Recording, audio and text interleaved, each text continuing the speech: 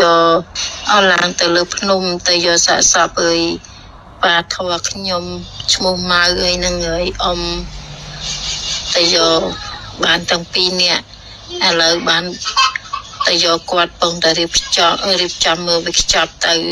ដាក់គាត់ចឹងណាបងប្អូនហើយនេះលៀនឋានរបស់គាត់ចឹងមើលអ៊ំគាត់ស្លាប់នៅនឹងលៀនឋានហ្មងតែបើប៉ាខ្ញុំទៅក្រមជើងភ្នំព្រោះពិសែងទៅដល់ទៅគាត់ទៅដេកខ្យល់នៅណោះបងប្អូន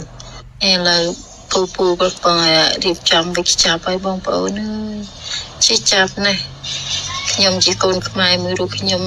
បដិញ្ញាតែខ្ញុំឈប់ប្រើរបស់ថៃទាំងអស់ឈប់ចាប់ពីពេលនេះតទៅរហូតដល់ខ្ញុំលែងមានជីវិតថៃខ្ញុំលែងប្រើរបស់វាហើយមើលពួកវាធ្វើមកខុសខើណាស់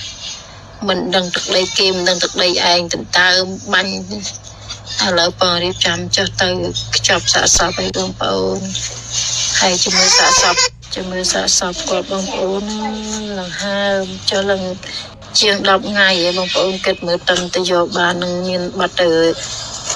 ឈប់បាញ់នឹងមិនបានទៅយកសាកសពរបស់គាត់បងប្អូនស្លៀកខោជើងខ្លីអាវជឿ